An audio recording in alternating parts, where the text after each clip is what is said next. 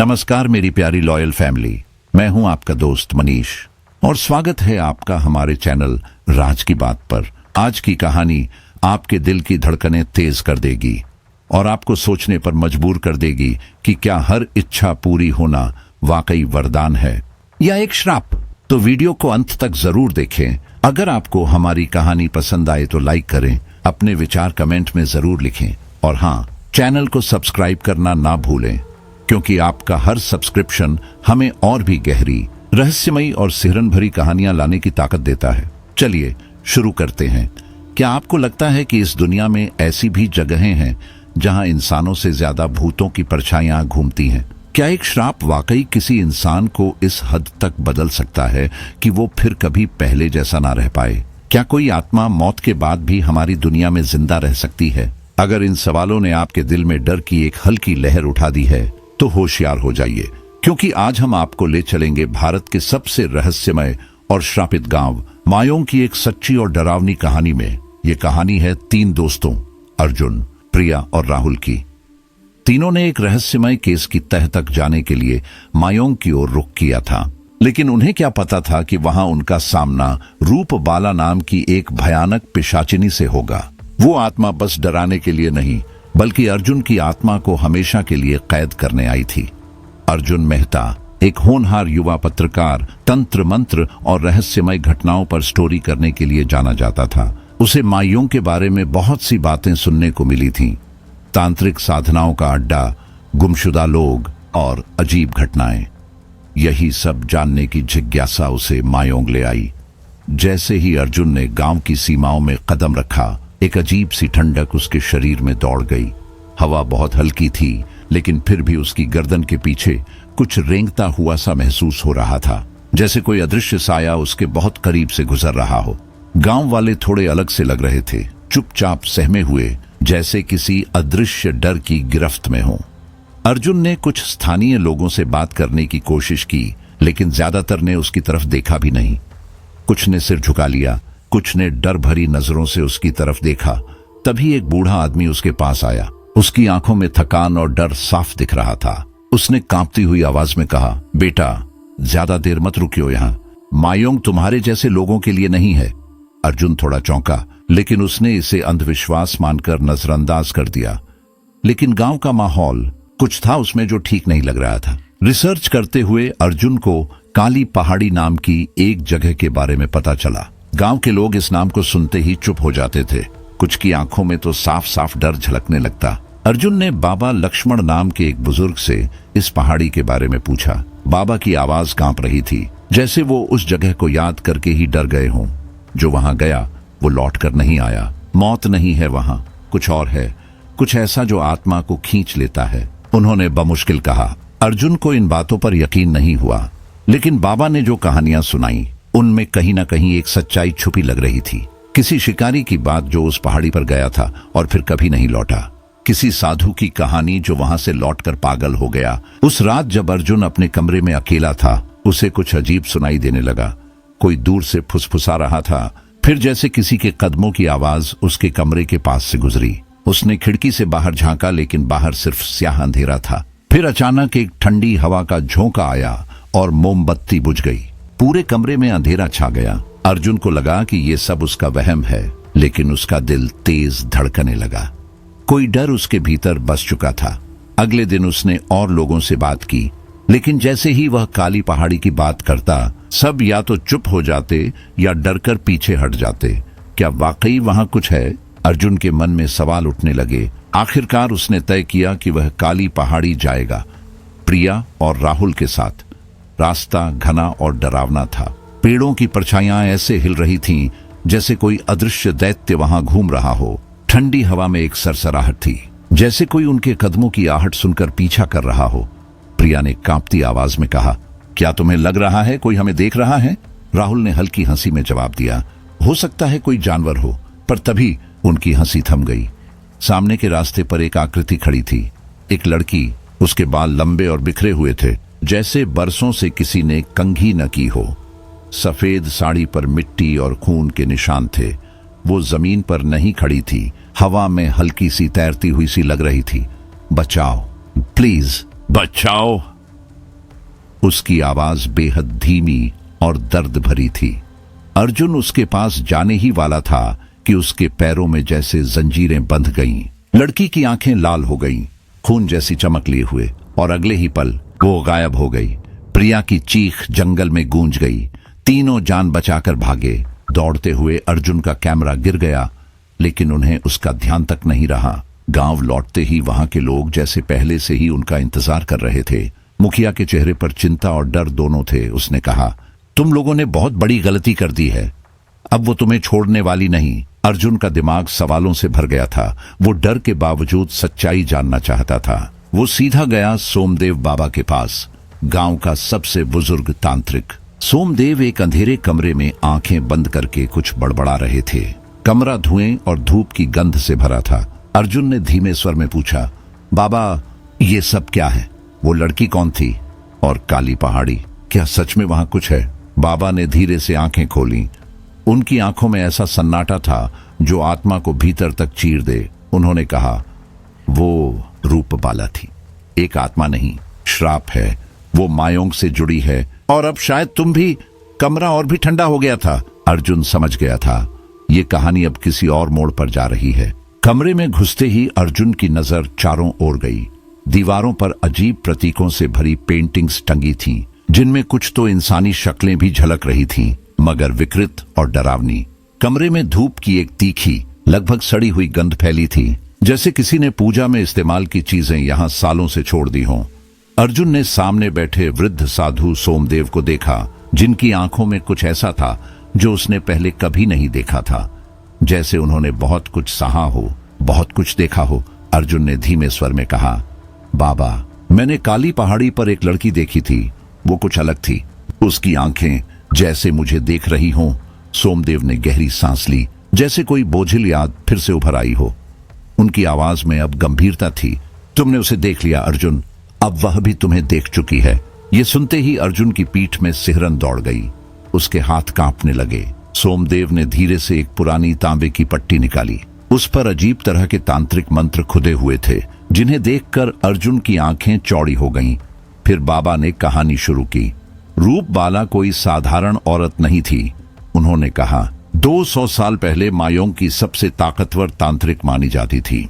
वो गुप्त विद्या की ऐसी जानकार थी कि अपनी आत्मा को किसी भी रूप में बदल सकती थी, इंसानों के सपनों में उतर जाती थी और मरे हुए लोगों को भी वापस बुला सकती थी। अर्जुन की आंखें आश्चर्य और डर से भरी थीं। फिर क्या हुआ? उसने धीरे से पूछा। डर ने लोगों को अंधा कर दिया, सोमदेव बोले। गांव वालों ने उसे काली विद्या के आरोप में पकड़ लिया और काली पहाड़ी के पास जिंदा जला दिया। अर्जुन का गला सूखने लगा। मरते वक्त उसने चीख कर शाप दिया था।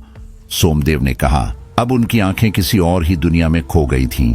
तुम सबने मेरे साथ विश्वासघात किया है। मैं लौटूंगी, मेरी आत्मा कभी मुक्त नहीं होगी, और एक दिन मैं अपना बदला जरूर लूंगी। तब से मायोंग की रातें कभी शांत नहीं रहीं। हर साल कुछ लोग गायब हो जाते, कुछ की लाशें इतनी बुरी हालत में मिलती कि पहचानना भी नामुमकिन हो जाता। अब अर्जुन की आंखों में डर नहीं, बल्कि एक अजीब सी बेचैनी थी, जैसे उसके अंदर कुछ बदल रहा हो। सोमदेव की आवाज एकदम ठंडी हो गई। जिस लड़की को तुमने देखा, वो कोई भटकती आत्मा नहीं थी। तुमने मायों की सबसे भयानक शक्ति को जगा दिया है। वह अब तुम्हारे पीछे है। अर्जुन की धड़कनें तेज हो गईं। जो उसने देखा था वह कोई भ्रम नहीं था। अब यह सिर्फ एक डरावना किस्सा नहीं था, यह हकीकत बन चुका था। क्या मैंने वाकई किसी आत्मा को देखा? अर्जुन खुद से बड़बड़ा उठा। या ये सब मेरा वहम था? सच जानने के लिए उसे वापस काली पहाड़ी जाना था, जहां उसका कैमरा गिर गया था। रात को जाना खतरे से खाली नहीं था, इसलिए अगली सुबह सूरज की पहली किरणों के साथ वो तैयार हो गया। राहुल और प्रिया ने साथ जाने से साफ मना कर दिया। तू पागल हो गया है क्या अर्जुन? राहुल ने कहा। वो जगह ठीक नहीं है, मुझे जाना ही होगा, अर्जुन ने ठंडी आवाज में कहा और अकेले ही जंगल की ओर चल पड़ा। घने पेड़ों के बीच हर ओर अंधेरा फैला था। हवा में सरसराहट थी, जैसे कोई पीछा कर रहा हो। कुछ पेड़ों की छाल पर अजीबोगरीब निशान थे, तांत्रिक चिन्ह, जिनसे हल्की सी खून की बू आ रही थी, जैसे हाल ही में कोई बलि दी गई हो। उसका दिल धड़क रहा था, लेकिन वह रुका नहीं। कुछ देर बाद उसे एक टूटा फूटा मंदिर दिखा। दीवारों पर लाल रंग में कुछ मंत्र लिखे थे, लेकिन पास जाकर देखा तो वह लाल रंग नहीं था, वह सूखा हुआ खून था। उसने कांपते हाथों से टॉर्च निकाली और दीवार पर रोशनी डाली। तभी उसे लगा जैसे मंदिर के अंदर कोई खड़ा है। उसने चारों ओर देखा, कोई नहीं। सांसें तेज हो गईं, लेकिन कैमरा तो अभी भी गायब था। कुछ दूर पर उसे कैमरा दिखा। वह तेजी से उसकी ओर भागा और जैसे ही उसे उठाया, पीछे से एक परछाई उसकी ओर झपटी। वो स्त्री जैसी आकृति, लंबे बाल, जलती हुई आंखें और चेहरा जो जैसे पिघल रहा हो। अर्जुन की चीख निकल गई। वह दौड़ पड़ा, बिना पीछे देखे, बिना रुके। गांव पहुंचते ही वह अपने कमरे में बंद हो गया और कंपाते हाथों से कैमरा चलाया। फुटेज में पहले तो सब सामान्य दिखा, पेड़, पत्ते, काली पहाड़ी। फिर अचानक स्क्रीन पर वही चेहरा प्रकट हुआ, बुझी हुई आंखें, जलता चेहरा। अर्जुन उछल पड़ा। उसी वक्त गांव में शोर मच गया, राम शरण मर गया। वह आदमी जो रोज काली पहाड़ी के पास मवेशी चराने जाता था, आज उसकी लाश मिली थी, इतनी बुरी हालत में कि चेहरा पहचान में नहीं आ रहा था, जैसे किसी जानवर ने नोच डाला हो। मगर घाव इंसानी पंजों जैसे थे। गांव में डर फैल गया। लोग फुसफुसाने लगे, रूपबाला वापस आ गई है। अर्जुन के मन में अब कोई संदेह नहीं रहा। यह आत्मा नहीं थी, यह बदले की आग में जलती शक्ति थी, कुछ ऐसा जो मरा नहीं बल्कि इंतजार कर रहा था। अब अर्जुन, राहुल और प्रिया के मन में बस एक ही सवाल था, रूपबाला कौन थी और उसकी आत्मा अब तक क्यों भटक रही है? इस रहस्य को सुलझाने के लिए वे मायोंग की सबसे पुरानी और डरावनी जगह की ओर बढ़े, रुद्र हवेली। यह हवेली कभी रूपबाला का घर हुआ करती थी, अब सिर्फ खंडहर बचा था। हवेली के पास पहुंचते ही तीनों के रोंगटे खड़े हो गए। टूटी खिड़कियां, दीवारों पर जाले और एक सन्नाटा जो कानों में गूंजता था। भीतर घुसते ही एक ठंडी लहर बदन को छू गई। हवा में नमी और सड़ी हुई गंध थी। उन्होंने सांस रोककर कदम बढ़ाए। अंधेरे गलियारे से गुजरते हुए प्रिया का पैर किसी चीज से टकराया। नीचे देखा, कई पुराने कागज फटे पड़े थे, जिन पर किसी अनजानी भाषा में कुछ लिखा था। फिर एक बंद कमरा मिला। दरवाजा जंग से भरा था, लेकिन अर्जुन ने धक्का दिया तो वह चरमराते हुए खुल गया। कमरे में कदम रखते ही सब ठिठक गए। दीवारों पर चित्र बने थे, काले डरावने चित्र। उनमें लोग आग में जल रहे थे, कुछ के चेहरे मिटे हुए थे, जैसे उनकी आत्मा भी चिल्ला रही हो। और अब यह सब फिर से शुरू हो रहा था। कुछ चेहरों पर अजीब सी बनावट थी, मानो इंसान के नहीं, किसी और ही दुनिया के प्राणी हों। उनकी आंखों से काला धुआं निकल रहा था, जैसे कोई पुराना शाप अब भी उनके भीतर से रिस रहा हो। कमरे के बीचों बीच एक पुरानी खड़खड़ाती लकड़ी की मेज थी, जिस पर धूल से ढकी एक मोटी किताब रखी थी। अर्जुन ने संकोच से हाथ बढ़ाया और धीरे धीरे किताब उठाई। उसके कवर को अंगुलियों से साफ किया तो उस पर कुछ उभरे हुए अक्षर दिखाई दिए, जो अब भी चमक रहे थे। किताब के पन्ने पलटते ही अर्जुन की आंखें चौंधिया गईं। यह किसी रहस्यमय विद्या की किताब थी, रूपांतरण विद्या। एक ऐसा खतरनाक काला जादू जिससे कोई भी व्यक्ति अपनी आत्मा को किसी भी रूप में बदल सकता था। इंसान का चेहरा छोड़कर वो किसी जानवर, परछाई या पराई शक्ति में तब्दील हो सकता था। अर्जुन ने गौर किया कि किताब में एक महिला का जिक्र बार बार आ रहा था, एक ऐसी तांत्रिक जिसे माइयों की सबसे शक्तिशाली आत्मा कहा गया था। उसका नाम था रूपबाला। किताब के आखिरी पन्ने पर कांपते हुए अक्षरों में चेतावनी लिखी थी, जो भी इस विद्या को छुएगा उसकी आत्मा कभी मुक्त नहीं होगी। ये पढ़ते ही अर्जुन, विक्रम और राहुल का खून जैसे जम सा गया। उनके हाथ ठंडे पड़ गए, आंखों में डर साफ झलकने लगा। हमें यहां से चलना चाहिए, विक्रम ने घबराई आवाज में कहा। हाँ, अभी के अभी, अर्जुन ने सहमति में सिर हिलाया। वे तीनों तेजी से हवेली से बाहर निकलने लगे, लेकिन तभी अर्जुन को अचानक ऐसा महसूस हुआ जैसे कोई उसका पीछा कर रहा हो। उसने पलटकर देखा, कुछ नहीं था, बस पुरानी हवेली की जालीदार खिड़कियों से जैसे कोई साया उन्हें घूर रहा हो। वे अब बिना पीछे देखे भागे, अंधेरे गांव की तरफ। घर पहुंचते ही अर्जुन की सांसें ढौंकनी सी चलने लगीं। उसने राहत की सांस ली, लेकिन तभी उसकी नजर अपने ही साए पर पड़ी। कुछ अजीब था, उसकी परछाई उससे लंबी थी। शायद रोशनी का कमाल है, उसने खुद से कहा। लेकिन जब उसने दोबारा ध्यान से देखा, उसकी परछाई किसी अजनबी जीव जैसी लग रही थी। न वह इंसान जैसी थी, न किसी जानवर जैसी। उसका दिल धड़कने लगा, गला सूख गया। अगले ही पल उसकी परछाई में हरकत हुई, हल्की सी, जैसे उसमें किसी और की जान समा गई हो। अर्जुन घबराकर पीछे हट गया, लेकिन परछाई अपनी जगह टिकी रही, गहरी और कहीं ज्यादा डरावनी। ये क्या हो रहा है मेरे साथ? अर्जुन बुदबुदाया। उसे अब यकीन हो गया था, रूपबाला की आत्मा उसका पीछा कर रही थी। हवा अचानक ठंडी होने लगी थी, जैसे कोई अदृश्य शक्ति धीरे धीरे उसके करीब आ रही हो।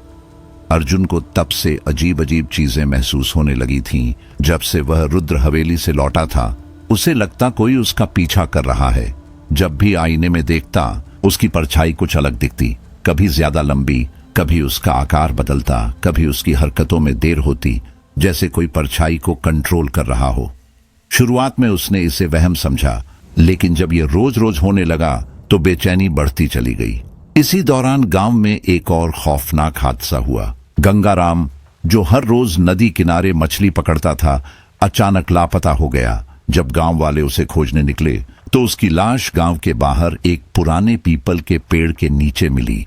लेकिन वह लाश वो सामान्य नहीं थी। उसका शरीर अधजला था, जैसे किसी ने उसे जिंदा आग में झोंका हो।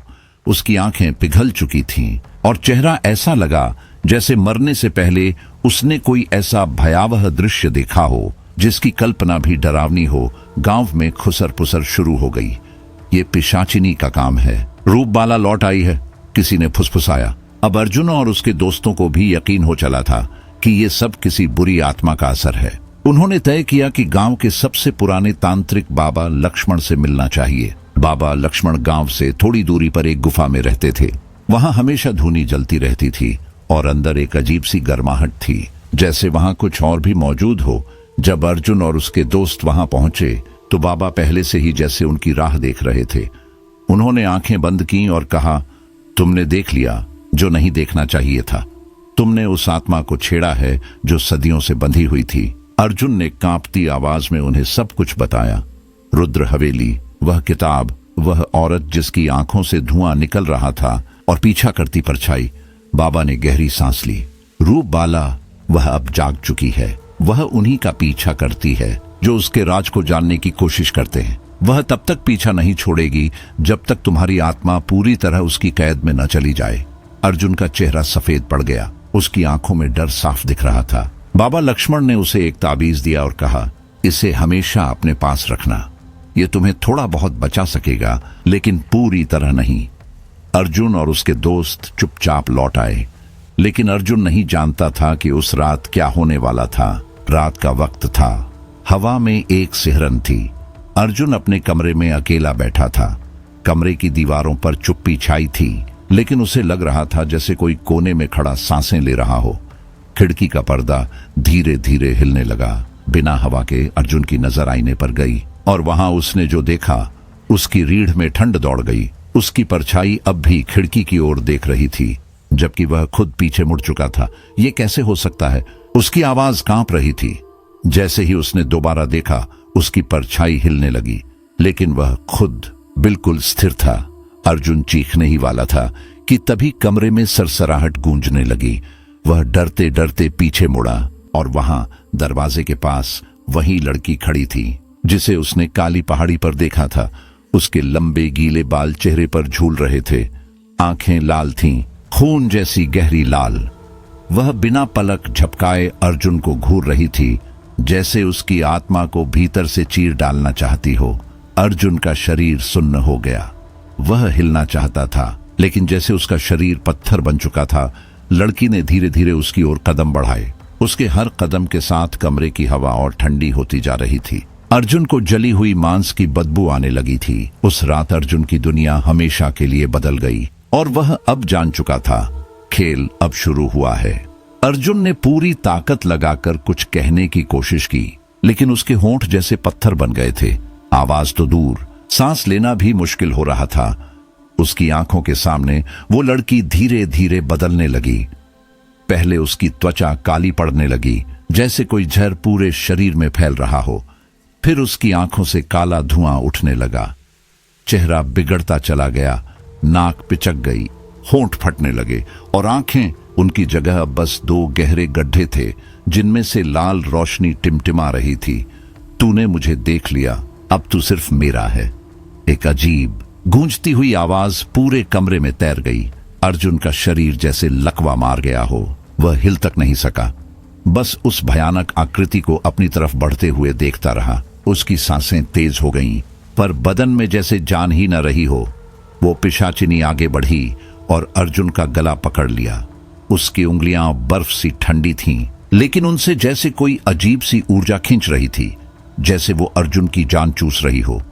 उसकी आंखें बोझिल होने लगीं, चारों ओर अंधेरा छा गया।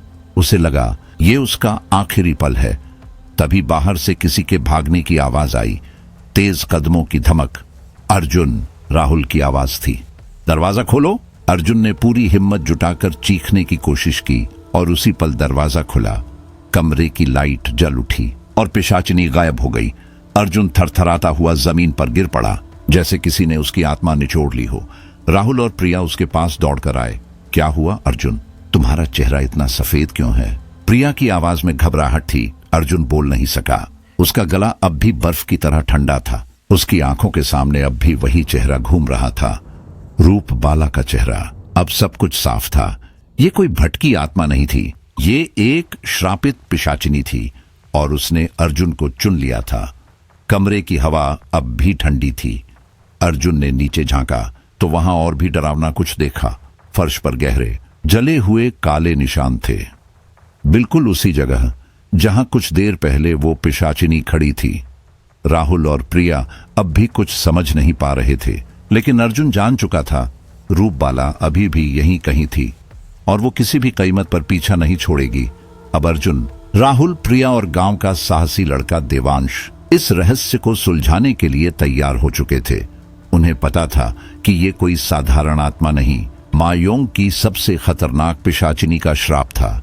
इस श्राप को खत्म करने के लिए उन्हें उस पुराने किले तक पहुंचना था जहां रूपबाला की आत्मा कैद थी। जैसे ही वे जंगल में घुसे, अजीब अजीब चीजें होने लगीं। पेड़ खुद ब खुद कांप रहे थे। हवा में एक कंपन था, जैसे कोई धीमे धीमे मंत्र पढ़ रहा हो। रात गहराने लगी और ठंडी हवा ने पूरे माहौल को और डरावना बना दिया। रास्ते में उन्हें एक पुराना शिव मंदिर मिला। पत्थर कई और धूल से ढके हुए थे, जैसे सदियों से किसी ने उन्हें छुआ तक न हो। बाबा लक्ष्मण ने अर्जुन को पहले ही चेतावनी दी थी, इस मंदिर में कदम मत रखना। देवांश हंस पड़ा। अगर ये शिवजी का मंदिर है तो डरने की क्या बात। वह दरवाजा खोलकर अंदर चला गया। उसी पल एक जोरदार चीख गूंजी, जैसे कोई अंदर से चीख पड़ा हो। देवांश! अर्जुन चिल्लाया। तीनों दौड़कर मंदिर के दरवाजे तक पहुंचे, लेकिन दरवाजा खुद ब खुद बंद हो गया था। अंदर से अब भी देवांश की आवाजें आ रही थीं, पर वे धीरे धीरे धीमी होती गईं। फिर सन्नाटा। अर्जुन ने पूरी ताकत लगाकर दरवाजा खोला। अंदर घुप अंधेरा था। देवांश का कोई नामो निशान नहीं था। हवा में एक अजीब सी दुर्गंध फैली थी, जैसे जलते हुए मांस की बू। फिर दीवारों पर कुछ चमकने लगा। सभी डरकर पीछे हटे। खून से लिखा एक वाक्य उभर रहा था, जो मुझे जगाने आएगा वो मौत की नींद सोएगा। प्रिया ने कांपती आवाज में कहा, हमें यहां से अभी निकल जाना चाहिए। अर्जुन ने गहरी सांस ली, अपने डर को दबाया और कहा, नहीं, अब पीछे नहीं हट सकते। वे मंदिर से बाहर निकल गए, लेकिन उनके दिलों में एक ही सवाल था, देवांश कहां गया? अब कोई रास्ता नहीं बचा था। उन्हें मायोंग के उस गुप्त किले तक पहुंचना ही था। जैसे जैसे वे जंगल के गहरे हिस्से में बढ़े, माहौल और डरावना होता गया। हर तरफ सरसराहट थी, जैसे सैकड़ों सांप रेंग रहे हों। कभी किसी लड़की की हंसी गूंजती तो कभी किसी के रोने की आवाज।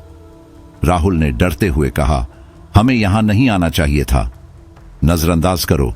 अर्जुन ने उसकी बात काट दी।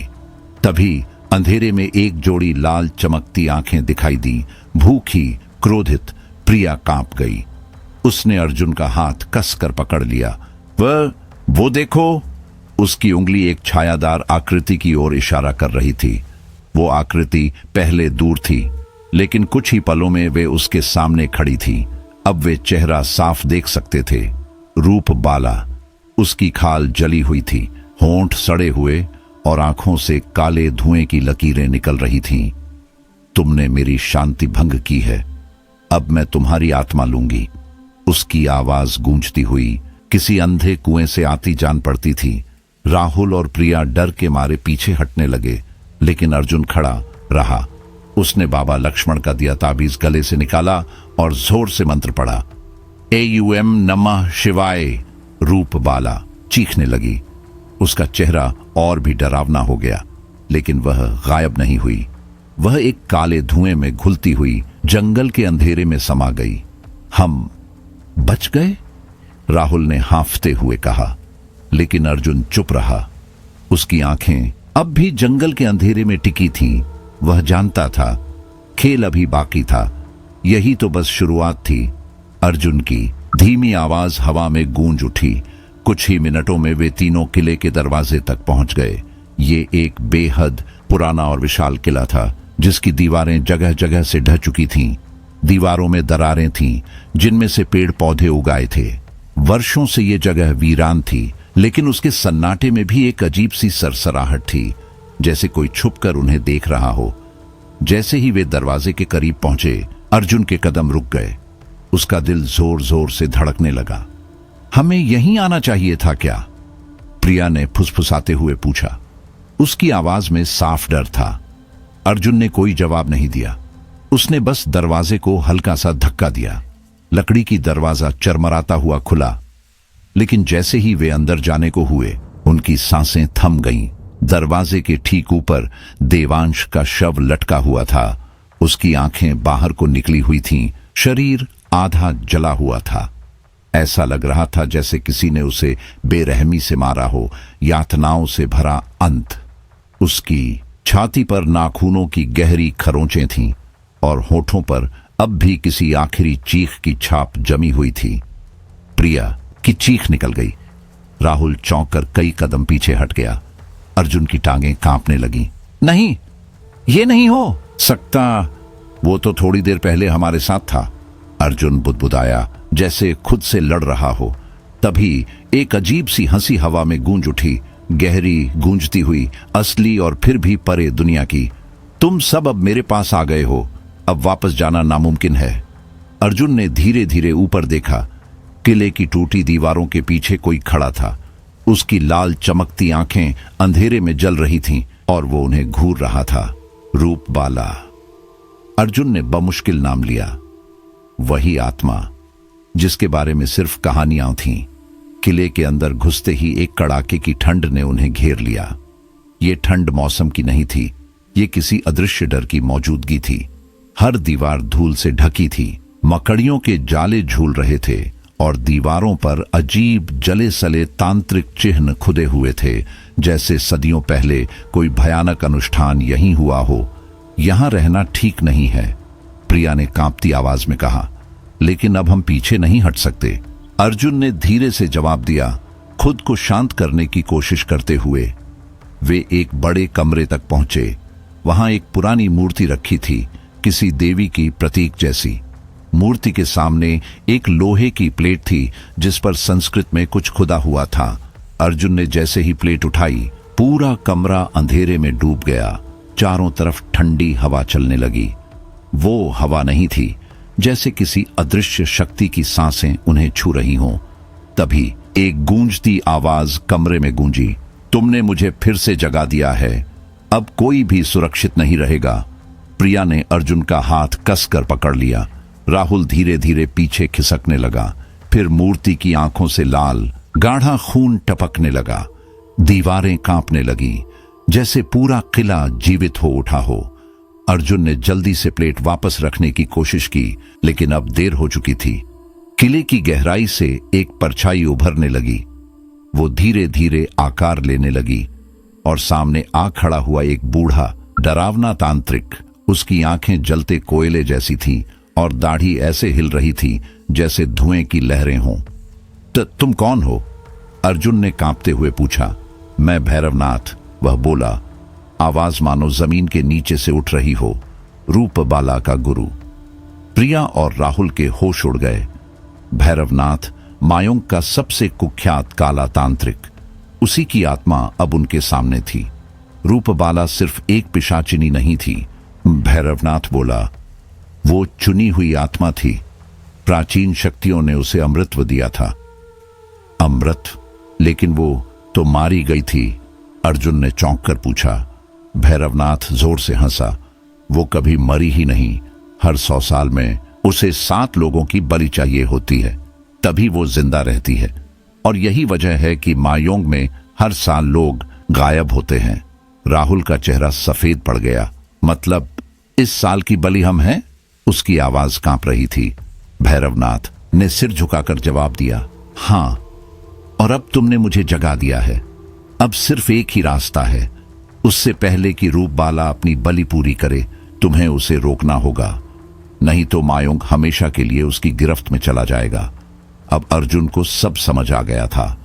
यह आत्मा नहीं थी, यह एक शापित अमर शक्ति थी, और उसे रोकना अब उनकी जिम्मेदारी थी। हमें जल्दी निकलना होगा, अर्जुन ने कहा, गले में फंसी आवाज से। वे तीनों दरवाजे की ओर भागे। अर्जुन ने जोर से धक्का दिया, लेकिन दरवाजा अपने आप भयंकर आवाज के साथ बंद हो गया। यह कैसे हो सकता है? प्रिया की आवाज कांप रही थी। अर्जुन ने पूरी ताकत से दरवाजा खींचा, लेकिन वह हिला तक नहीं। वे फंस चुके थे। तभी कमरे में फिर वही डरावनी ठंड फैलने लगी। हवा में एक अजीब सी गूंज थी, जैसे कोई धीमे धीमे कुछ बड़बड़ा रहा हो। अर्जुन ने इधर उधर देखा। कोई नहीं था, लेकिन कुछ था, जरूर था। तभी राहुल की सांसें तेज हो गईं। राहुल, तुम ठीक हो? प्रिया उसके पास दौड़ी। राहुल ने धीरे धीरे सिर उठाया, और जो उन्होंने देखा वो उनकी रूह तक को झकझोर गया। उसकी आंखें पूरी तरह खून जैसी लाल थीं। चेहरा भावहीन हो गया था। उसके होंठ फड़फड़ा रहे थे, जैसे किसी अनजानी भाषा में मंत्र पढ़ रहा हो। उसके शरीर से काली धुंध उठने लगी थी, और फिर वह जोर से हंस पड़ा। वो हंसी इंसान की नहीं थी, वो किसी और ही दुनिया की थी, अंधेरे और पागलपन से भरी हुई। अब खेल शुरू हो चुका था। अर्जुन और प्रिया दोनों डर के मारे सन्न रह गए। राहुल, तुम ये क्या कर रहे हो? अर्जुन की आवाज कांप रही थी, जैसे उसके अंदर का डर बाहर आ रहा हो। लेकिन राहुल ने उनकी तरफ देखा तक नहीं। उसकी हंसी पहले से भी ज्यादा तेज और बुरी लग रही थी। फिर धीरे धीरे उसने अपना सिर घुमाया और बोला, अब तुम बच नहीं सकते। उसकी आवाज अब किसी आदमी की नहीं, बल्कि किसी अजीब और अनजान औरत की लग रही थी। ठंडी, शांत, लेकिन डरावनी। अर्जुन को तब समझ आया कि रूपबाला ने राहुल के शरीर पर कब्जा कर लिया है। राहुल, लड़ो इसके खिलाफ, प्रिया चिल्लाई। लेकिन राहुल अब पहले जैसा नहीं था। उसकी हरकतें अजीब हो गई थीं, जैसे उसका शरीर किसी अदृश्य शक्ति के कब्जे में हो। अर्जुन धीरे धीरे पीछे हटने लगा, लेकिन इससे पहले कि वह कुछ कर पाता, राहुल ने अपनी भयानक ताकत से उसे पकड़ लिया और जोर से दीवार से टकरा दिया। अर्जुन की चीख निकल गई और उसके सामने अंधेरा छा गया। उसके कानों में एक आवाज गूंज रही थी, अब तुम मेरा अगला शिकार होगे। फिर सब कुछ काला हो गया। अर्जुन, प्रिया और राहुल पहले भी कई खौफनाक चीजें देख चुके थे, लेकिन जो अब उनके सामने था वह किसी बुरे सपने से भी ज्यादा डरावना था। राहुल अब पूरी तरह रूपबाला के कब्जे में था। उसकी आंखें गहरे लाल हो चुकी थीं और उसकी आवाज दैत्य जैसी गहरी और भयानक हो गई थी। वह धीरे धीरे अर्जुन की ओर बढ़ा और उसके होठों से कुछ अजीब भाषा की बुदबुदाहट निकल रही थी, मानो कोई पुराना तांत्रिक मंत्र दोहरा रहा हो। अब तुम बच नहीं सकते, उसने कहा। लेकिन यह राहुल की आवाज नहीं थी, यह रूपबाला की आवाज थी। अर्जुन ने झटके से पीछे हटने की कोशिश की, लेकिन राहुल की ताकत अब मानवीय नहीं रही। उसने अर्जुन की गर्दन पर हमला किया, लेकिन अर्जुन नीचे झुक गया और बच गया। राहुल का हाथ दीवार से टकराया, जिससे दीवार पर खून के गहरे निशान रह गए। राहुल, पागल मत बनो, प्रिया चीखी। हम तुम्हारी मदद करेंगे। लेकिन राहुल अब किसी की सुनने की हालत में नहीं था। उसने अचानक प्रिया की ओर देखा। उसकी आंखें चमक उठीं और प्रिया की सांस थम गई। तुम भी मेरे रास्ते में आ रही हो, उसने कहा और पंजे फैलाने लगा। अर्जुन की आंखों के सामने एक और भयानक दृश्य उभरा। राहुल ने एक झटके में प्रिया को हवा में उठा लिया।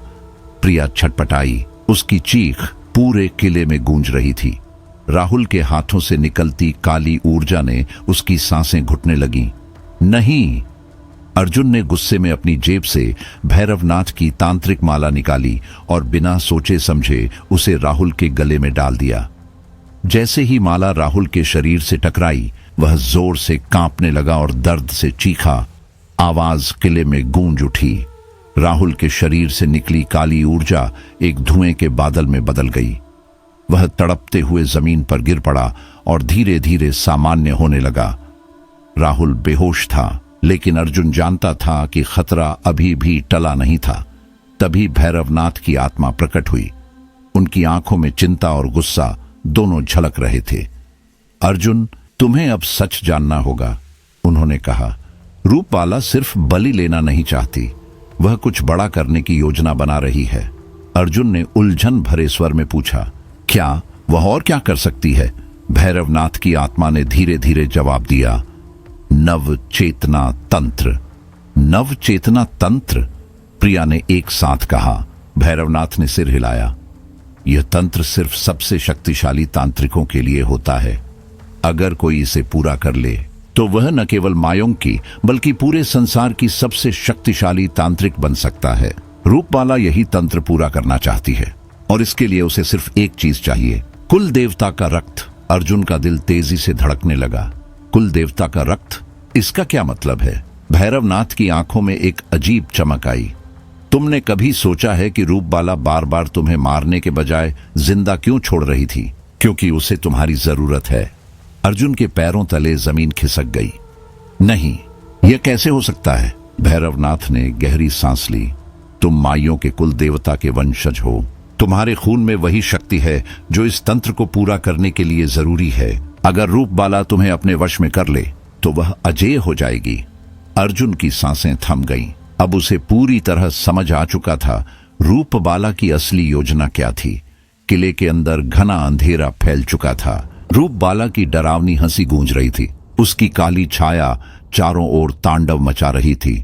वह अर्जुन की ओर हाथ बढ़ा रही थी, लेकिन उसी समय भैरवनाथ की आत्मा फिर से प्रकट हुई और अपनी पूरी तांत्रिक शक्ति के साथ रूपबाला के सामने खड़ी हो गई। हवा में अजीब सी कंपी फैल गई, जैसे दो भयानक शक्तियां आमने सामने आ गई हों। अचानक पूरे किले में आग की लपटें उठने लगीं।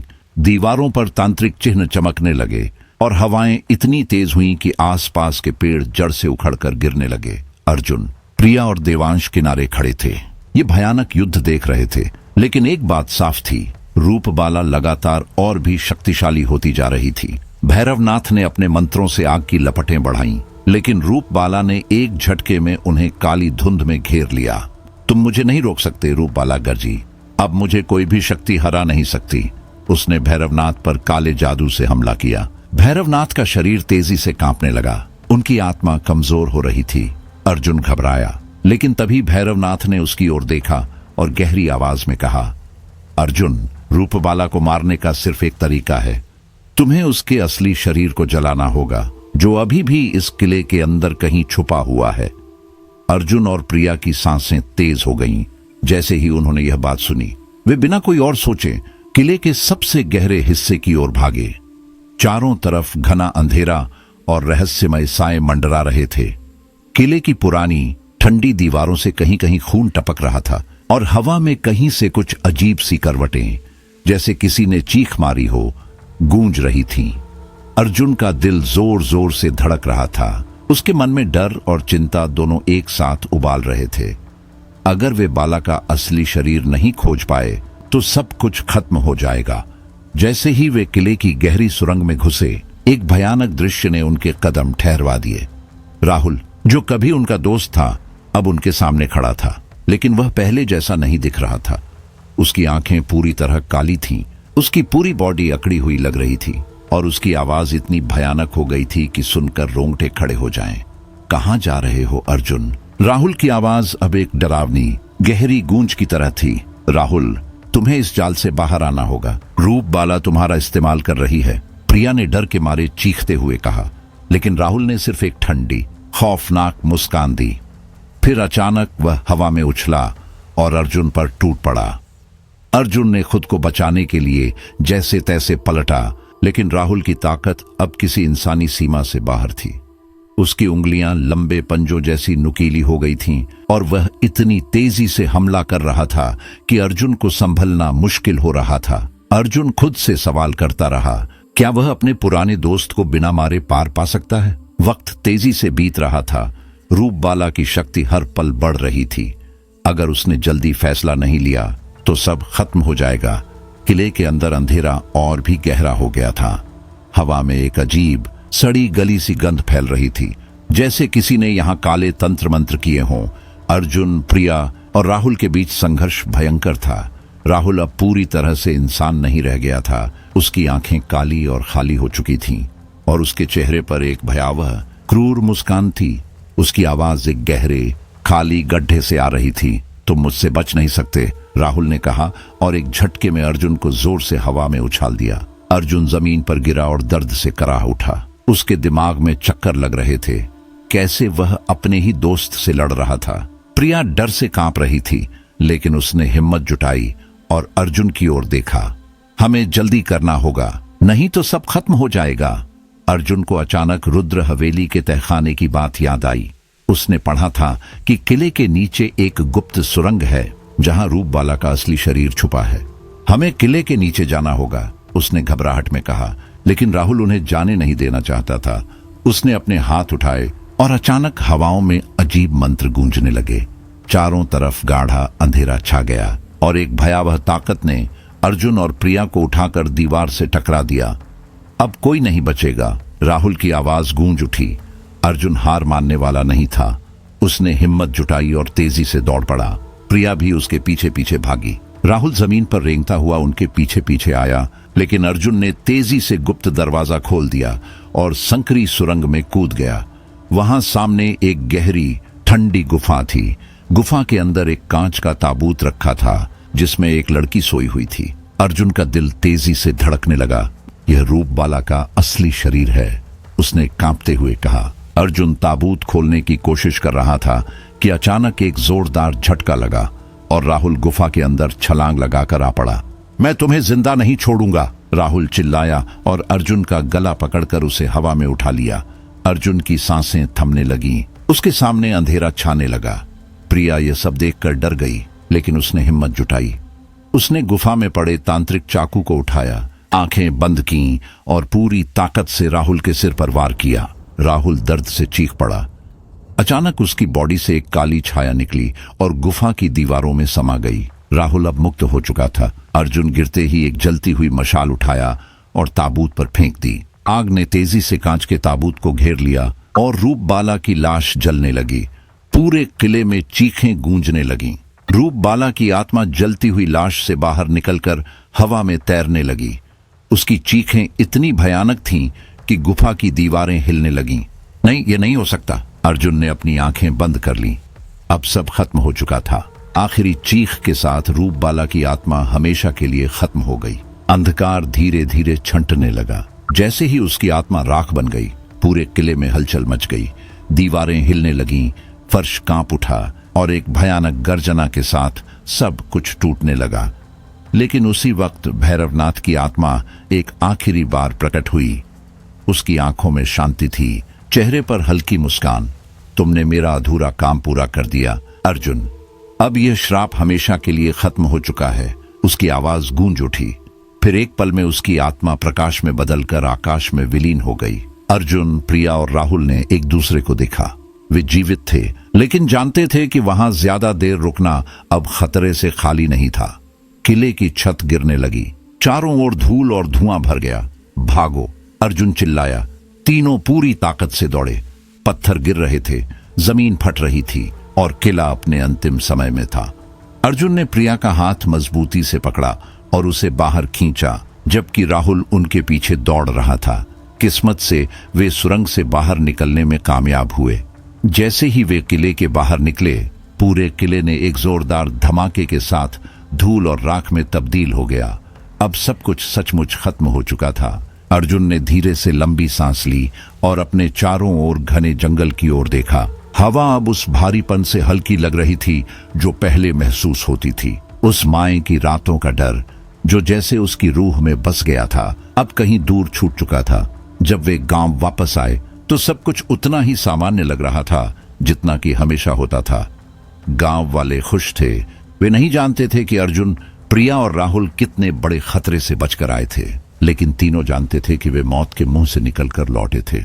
अर्जुन की आंखों में अब एक नया डर बैठ चुका था, एक डर जो उसने खुद से छुपाने की कोशिश की। राहुल और प्रिया ठीक थे, वे सामान्य दिख रहे थे, पर अर्जुन के दिल में कुछ अजीब सा चल रहा था। रूपबाला के जलने के बाद उसकी आत्मा का एक हिस्सा शायद अर्जुन के अंदर कहीं गहरे समा गया था। जब अर्जुन रात को आईने के सामने खड़ा होता तो कभी कभी उसकी परछाई अजीब तरह से हिलती हुई दिखती, जैसे उस पर कोई और मौजूद हो। दिल कहता था, क्या सच में सब खत्म हो चुका है या ये तो बस शुरुआत है? गांव के लिए सब कुछ वैसा ही था, कम से कम बाहर से। रहस्यमय मौतें रुक चुकी थीं, अजीब घटनाएं थम गई थीं, लेकिन अर्जुन के भीतर कुछ टूट चुका था। उसे ऐसा लगता था कि कोई उसे देख रहा है, उसकी हर चाल पर नजर रख रहा है। दिन में सब ठीक था, लेकिन जैसे ही रात होती एक ठंडी सी बेचैनी उसके दिल में उतर जाती। अकेले में कभी कभी उसे लगता कि कोई उसके ठीक पीछे खड़ा है, पर जब वह मुड़कर देखता तो खाली हवा ही मिलती। शहर जाने से पहले वे गांव में अपनी आखिरी रात बिता रहे थे। आसमान साफ था, हवा में वो भारीपन नहीं था जो पहले महसूस होता था। फिर भी अर्जुन चैन से बैठ नहीं पा रहा था। उसे बार बार ऐसा लग रहा था कि उसकी परछाई अजीब तरह से हिल रही है। जब वह अपने कमरे में गया और आईने के सामने खड़ा हुआ तो अचानक उसका दिल जोर से धड़कने लगा। आईने में उसका प्रतिबिंब कुछ अलग था। उसकी आंखें लाल चमक रही थीं, ठीक वैसे ही जैसे रूपबाला की थीं। डर से वह पीछे हट गया, पूरे शरीर में ठंडक दौड़ गई। उसने फिर आईने को देखा, सब कुछ सामान्य था। शायद ये मेरा भ्रम है, उसने खुद को समझाया, लेकिन दिल की आवाज कह रही थी कि कुछ तो गड़बड़ है। अगली सुबह जब वे शहर लौटने लगे तो अर्जुन ने एक आखिरी बार मायोंग की ओर देखा। सब कुछ शांत था, लेकिन उसके मन में एक सवाल घूम रहा था, क्या रूपबाला सच में खत्म हो गई थी या अब भी किसी और रूप में मौजूद थी? और क्या अर्जुन खुद उस अंधेरे का हिस्सा बन चुका था? गुवाहाटी लौटकर अर्जुन ने कोशिश की कि वह अपने पुराने जीवन में लौट सके, लेकिन अब कुछ भी पहले जैसा नहीं था। उसके भीतर एक अजीब सी बेचैनी और अनजाना डर था जो हमेशा उसके साथ रहता। पहले जहां उसे भीड़ में भी अकेलापन महसूस होता था, अब तो अकेले में भी उसे लगता था कोई उसके पास मौजूद है, दिख न रहा हो लेकिन बेहद करीब। रात होते ही जैसे अंधेरे के भीतर कोई छाया उसके आसपास मंडराने लगती। ये डर उसे सोने नहीं देता था। रातों को अजीब सपने आने लगे थे। सपनों में वह खुद को किसी अज्ञात धुंधली जगह पर खड़ा पाता, चारों ओर घना अंधेरा, और फिर अचानक रूपबाला की परछाई सामने आ जाती। उसकी आंखों में एक अजीब सा आकर्षण होता जो अर्जुन को अपनी ओर खींचता। बार बार वह इस सपने से डरकर जाग जाता, लेकिन जब भी उसकी आंखें बंद होती वही सपना लौट आता। एक रात जब वह सो रहा था, अचानक उसकी खिड़की खुद ब खुद खुल गई। तेज हवा का झोंका आया, पर्दे फड़फड़ा उठे और कमरे का तापमान ठंडा हो गया। अर्जुन की नींद टूट गई, उसका दिल जोर से धड़कने लगा। वह घबराकर खिड़की बंद करने निकला और तभी उसकी नजर नीचे सड़क पर एक औरत पर पड़ी, काले कपड़ों में। उसका चेहरा दिख नहीं रहा था, लेकिन अर्जुन को लगा कि वह सीधे उसकी ओर देख रही है। अगले दिन ऑफिस में अर्जुन की टेबल पर एक अज्ञात पत्र रखा मिला। कांपते हाथों से उसने उसे खोला और पढ़ा। मायोंग कभी किसी को नहीं छोड़ता। उसकी सांसें अटक गईं। अब वह पूरी तरह घबराया हुआ था। क्या सच में उसने मायोंग के श्राप से बचकर निकला था या कुछ अभी भी उसका पीछा कर रहा था? अर्जुन ने कोशिश की कि वह इन सब घटनाओं को तर्क और विज्ञान की भाषा में समझ सके, लेकिन कोई भी जवाब उसे संतोष नहीं देता था। कभी उसकी परछाई उसे अपनी नहीं लगती, कभी आईने में जो प्रतिबिंब दिखता वह अपना नहीं बल्कि किसी और का लगता। वह इस डर को झुठलाने की कोशिश करता, लेकिन हर दिन यह एहसास और गहरा होता जाता। फिर एक दिन खबर आई कि बाबा लक्ष्मण, जिन्होंने मायोंग में उसकी मदद की थी, रहस्यमय तरीके से गायब हो गए थे। गांव वालों ने कहा कि रात को उन्हें जंगल की ओर जाते देखा गया था, लेकिन वे वापस नहीं लौटे। अर्जुन बेचैन हो उठा। उसने खुद को समझाया कि यह सामान्य हो सकता है, लेकिन मन जानता था कि मामला कुछ और ही था। हर रात उसे अजीब आवाजें सुनाई देने लगीं, जैसे कोई उसके कमरे में सांस ले रहा हो या उसके बिल्कुल करीब खड़ा हो। जब वह मुड़कर देखता तो वहां कुछ नहीं होता। उसके शरीर पर काले निशान उभरने लगे थे जो धीरे धीरे गहरे होते जा रहे थे। ये निशान किसी पुरानी लिपि की तरह लगते थे, मानो कोई अनजानी शक्ति उसे अपनी पकड़ में ले रही हो।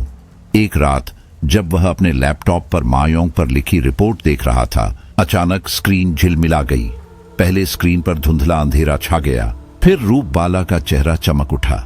उसकी लाल चमकती आंखें सीधे अर्जुन की ओर देख रही थीं। अर्जुन का शरीर ठंडा पड़ गया, सांसें तेज हो गईं और फिर स्क्रीन पर खून से लिखा हुआ शब्द उभरा। एक पल के लिए एक वाक्य उसकी सोच में गूंज उठा, तुम मेरा भाग्य हो अर्जुन। इस बात ने अर्जुन के शरीर में सिहरन सी दौड़ा दी। अब उसके मन में पूरा यकीन जम गया था कि मायोंग पर लगा श्राप खत्म नहीं हुआ था। क्या सच में रूपबाला मर गई थी, या उसने अपनी शक्ति किसी तरह अर्जुन में स्थानांतरित कर दी थी? और बाबा लक्ष्मण का रहस्यमय गायब होना भी इसी से जुड़ा हुआ था। अर्जुन की सोच घुमावदार रास्तों पर चलने लगी। उसने खुद से पूछा, क्या मैं सच में उस रहस्य को सुलझा पाऊंगा? इसका एक ही रास्ता है, मुझे वापस मायोंग जाना होगा। जैसे ही वह मायोंग पहुंचा, सीधे बाबा लक्ष्मण के बारे में पूछताछ करने लगा। लेकिन जैसे ही उसने गांव के लोगों से इस बारे में पूछा, उनकी नजरें झुका गईं और उनके कदम पीछे हटने लगे। कोई भी उसकी आंखों में सीधे देखने की हिम्मत नहीं कर रहा था, मानो वे कुछ छिपा रहे हों। अर्जुन जितना ज्यादा पूछता, गांव वाले उतने ही चुप रह जाते। उनका डर किसी आम घटना का नहीं था, बल्कि किसी अज्ञात और खतरनाक शक्ति का था जो आज भी इस गांव के ऊपर छाया हुआ था। अर्जुन के मन में कई सवाल उठने लगे। क्या बाबा लक्ष्मण सच में गायब हो गए थे, या उनके साथ कुछ ऐसा हुआ था जिसे गांव वाले जानते थे लेकिन किसी वजह से बोलने से डरते थे? जवाब पाने के लिए अर्जुन ने उस जगह जाने का फैसला किया जहां से ये सब शुरू हुआ था, रुद्र हवेली। हवेली के भीतर कदम रखते ही उसे वही बांसी और सड़ी हुई हवा महसूस हुई जो पिछली बार भी उसे घेर रही थी। सीढ़ियां चरमरा रही थीं, मानो किसी अदृश्य हाथ ने उन पर अपने पंजे गाड़ रखे हों। तहखाने में उतरते ही उसने वह पुरानी तांत्रिक किताब फिर से देखी जिसे उसने पहली बार वहीं पाया था। उसके पन्ने अब भी खून से सने हुए थे, जिन पर अजीब और डरावने तंत्र मंत्र लिखे थे। जैसे ही उसने पन्ने पलटे, उसकी नजर एक लाइन पर अटक गई। जब कोई चुनी हुई आत्मा को खत्म करता है तो उसकी शक्ति का एक हिस्सा उसमें समा जाता है। अर्जुन का शरीर जैसे जड़ सा हो गया। क्या इसका मतलब था कि जब उसने रूपबाला को जलाया था तो उसकी कुछ शक्ति उसके अंदर चली आई थी? क्या वह खुद भी धीरे धीरे रूपबाला जैसा बनने लगा था? यही कारण था कि रातों में उसे अजीब सपने आते थे। काले निशान उसके शरीर पर उभर रहे थे और कभी कभी आईने में उसकी आंखें लाल हो जाती थीं। ये सवाल उसके मन में भारी पड़ रहे थे कि अचानक हवेली के दरवाजे जोर से खुद ब खुद खुल गए। अंधेरा पूरे कमरे में फैल गया। तभी एक गहरी गूंजती हुई आवाज उसके कानों में पड़ी, अब तुम बच नहीं सकते अर्जुन।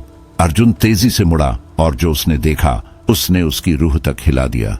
बाबा लक्ष्मण उसके सामने खड़े थे, लेकिन अब वे इंसान नहीं रहे थे। उनका आधा जल चुका शरीर काला सा हो चुका था, आंखें गहरी और काली थीं और उनके होंठ एक राक्षसी हंसी में मुड़े हुए थे। अर्जुन को तुरंत एहसास हो गया कि रूपबाला ने बाबा लक्ष्मण के शरीर पर कब्जा कर लिया था। उसकी नजर उस अधजले शरीर की राक्षसी आंखों में गहराई से डूबी और उसने महसूस किया यह उसकी आखिरी लड़ाई थी। हवेली के अंदर हवा भारी और घुटन भरी हो गई थी, जैसे कोई अदृश्य शक्ति हर चीज को कसकर पकड़ रही हो।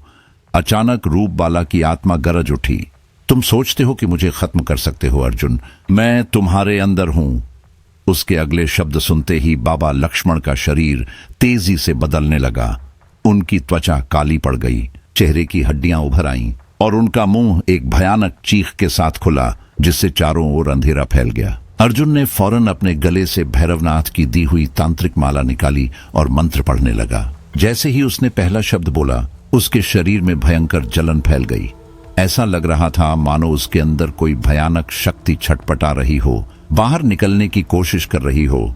उसने जल्दी से समझ लिया कि रूपबाला की शक्ति अब उसके बाहर नहीं बल्कि उसकी आत्मा में भी घुस चुकी थी। अब वह दो रास्तों में फंसा था। अगर वह मंत्र पूरा पढ़ता तो खुद मर सकता था, क्योंकि उसकी आत्मा अब पूरी तरह इंसानी नहीं रही थी। लेकिन अगर वह नहीं पढ़ता तो रूप बाला हमेशा के लिए जीवित रह सकती थी और मायोंग कभी चैन से नहीं रह पाएगा। आसपास आग की लपटें उठने लगीं, हवेली की दीवारें फड़फड़ाने लगीं और एक अजीब सी फुसफुसाहट गूंजने लगी। रूप बाला की आत्मा पूरी तरह तामसिक शक्ति में बदल चुकी थी और अब वह अर्जुन पर टूट पड़ी। लेकिन अर्जुन ने अपनी पूरी ताकत से मंत्र पढ़ना जारी रखा। हर शब्द के साथ उसका शरीर और अधिक जल रहा था, नसें नीली पड़ रही थीं और उसकी आंखें तेज रोशनी से चमक रही थीं। जैसे ही उसने आखिरी मंत्र पढ़ा, पूरे मायोंग में भयानक रोशनी फैल गई। हवेली की दीवारें टूटने लगीं और रूपबाला की आत्मा कर्कश चीख के साथ हवा में उठी, तड़पती हुई। फिर एक भयंकर विस्फोट के बाद नष्ट हो गई। लेकिन अर्जुन वहीं जमीन पर गिर पड़ा। उसके शरीर में अजीब बदलाव हो रहे थे। उसकी त्वचा पर काले निशान गहरे हो रहे थे, सांसें तेज हो गई थीं और उसकी आंखों की पुतलियां धीरे धीरे काली पड़ने लगी थीं। अर्जुन सोच रहा था कि रूपबाला को खत्म करके वह सब कुछ खत्म कर चुका था, लेकिन धीरे धीरे उसे एहसास हुआ कि उसकी लड़ाई अब भी खत्म नहीं हुई थी। मायोंग से लौटने के बाद उसकी जिंदगी पहले जैसी नहीं रही। जब भी वह आईने में देखता, कभी कभी उसकी आंखों की पुतलियां लाल चमकने लगती, पर पलक झपकाते ही सब सामान्य हो जाता। उसकी त्वचा पर छोटे छोटे काले निशान उभरने लगे थे, जो धीरे धीरे फैल रहे थे। शुरुआत में उसने सोचा यह बस थकान और तनाव का असर है, लेकिन फिर अजीब सपने आना शुरू हो गए। हर रात वह खुद को मायोंग के घने जंगलों में खड़ा पाता। चारों ओर साए जैसी आकृतियां होती और कोई अस्पष्ट आवाज उसका नाम पुकारती। कभी कभी तो उसे ऐसा लगता कि वह जागते हुए भी किसी अदृश्य शक्ति को महसूस कर सकता है। अचानक ऐसा लगा जैसे कोई उसकी आत्मा के भीतर घुसने की कोशिश कर रहा हो। प्रिया और राहुल उसकी हालत देखकर बहुत घबराए। उन्होंने तुरंत फैसला किया कि उसे डॉक्टर के पास ले जाना ही होगा। पर जब डॉक्टर ने जांच की तो उसने कहा, आपकी सेहत तो ठीक लग रही है, ये सब मानसिक तनाव की वजह से हो सकता है। आराम करो और ज्यादा चिंता मत करो। अर्जुन खुद भी मानना चाहता था, लेकिन अंदर कहीं कुछ बदल रहा था। उसकी इच्छाएं अजीब होने लगी थीं।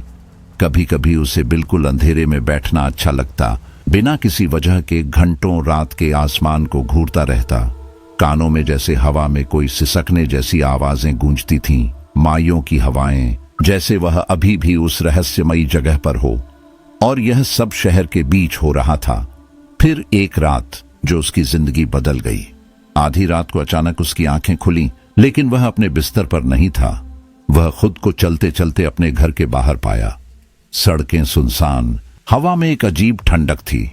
उसके नंगे पैर गीली मिट्टी से तरबतर थे, जैसे अभी अभी बारिश हुई हो। सबसे डरावनी बात यह थी कि उसे याद ही नहीं था कि वह वहां कैसे आया। उसने चारों ओर देखा, तभी उसकी नजर सड़क के एक कोने पर पड़ी। वहां एक परछाई खड़ी थी, काले कपड़ों में लिपटी हुई। वह धीरे धीरे उसकी ओर इशारा कर रही थी।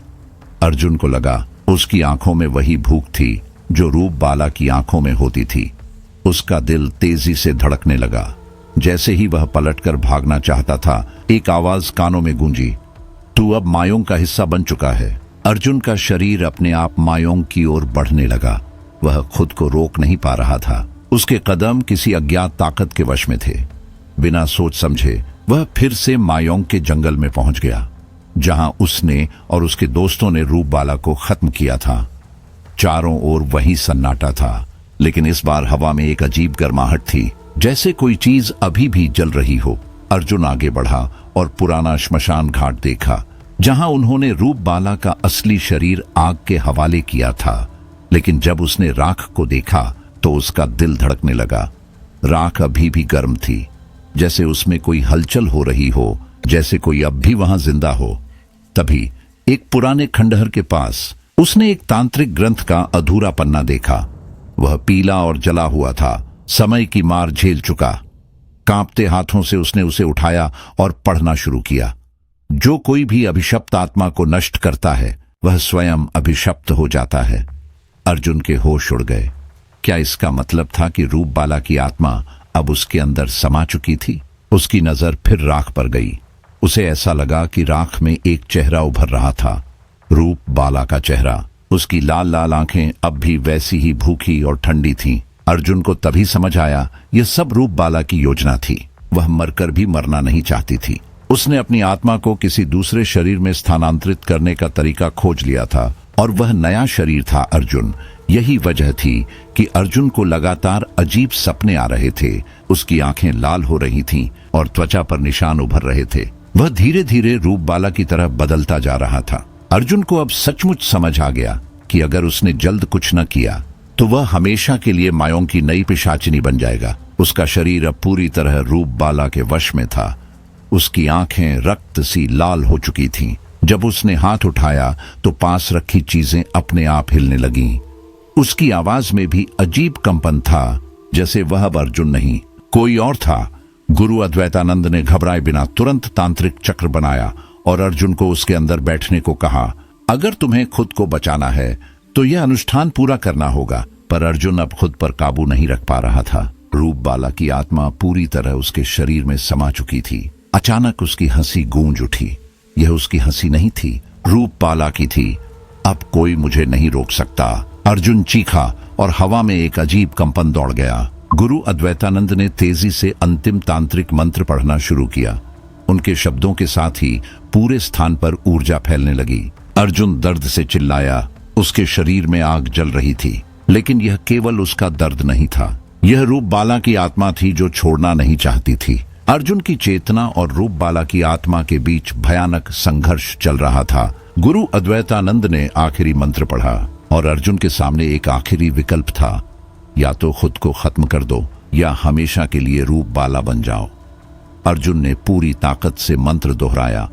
जैसे ही उसने अंतिम शब्द बोले, उसकी पूरी देह से तेज रोशनी निकली। रूप बाला की आत्मा दर्द से चीखती हुई काले तूफान के रूप में उसके शरीर से बाहर निकलकर आसमान में विलीन हो गई। हवाओं में एक आखिरी चीख गूंज गई और फिर सब शांत हो गया। रूप बाला का अंत हो चुका था। अर्जुन ने धीरे धीरे अपनी आंखें खोली। अब उनमें वह पुरानी चमक नहीं थी। वह मायोंग के घने जंगल के बीच पड़ा था। चारों ओर अजीब सन्नाटा था, जैसे प्रकृति भी उसके जागने का इंतजार कर रही हो। उसका शरीर दर्द से कराह रहा था, लेकिन जब उसने अपने हाथ देखे तो वहां के काले निशान पूरी तरह मिट चुके थे। गुरु अद्वैतानंद उसके पास खड़े थे। उनकी आंखों में संतोष था। उन्होंने मुस्कुराकर कहा, श्राप अब पूरी तरह खत्म हो चुका है अर्जुन। मायोंग अब मुक्त है। अर्जुन को समझ नहीं आ रहा था कि खुश हो या डर। अंदर कहीं उसे लग रहा था कि कुछ अब भी बदल चुका था। मायोंग जो कभी डरावना और श्रापित था, अब पहले जैसा नहीं था। हवा में अब कोई डरावनी आवाज नहीं थी। पेड़ पौधे भी पहले से ज्यादा हरे भरे लग रहे थे। अर्जुन ने राहत की सांस ली। क्या सच में यह सब खत्म हो गया था? उसने गुरु अद्वैतानंद को धन्यवाद कहा और गुवाहाटी लौटने की तैयारी करने लगा। लेकिन जैसे ही वह मायोंग के किले के अंतिम द्वार से बाहर निकला, हवा में धीमी फुसफुसाहट गूंजी। अर्जुन के कदम ठिठक गए। उसकी रीढ़ में ठंडक दौड़ गई। पीछे मुड़कर देखा, लेकिन वहां कुछ नहीं था। फिर भी उसे लगा कोई अब भी उसे देख रहा था। अर्जुन वापस अपने शहर की ओर बढ़ा, लेकिन मन में एक सवाल गूंजता रहा, क्या वह सच में बच गया था या यह सिर्फ एक और खेल था? मायोंग की यह कहानी यहीं खत्म नहीं हुई थी। क्या अर्जुन सच में मुक्त था या मायोंग अब भी उसकी आत्मा पर अपना कब्जा जमाने की कोशिश कर रहा था? शायद इसका जवाब कभी न मिले, या फिर अगली बार कोई और इस श्राप का शिकार बन जाए।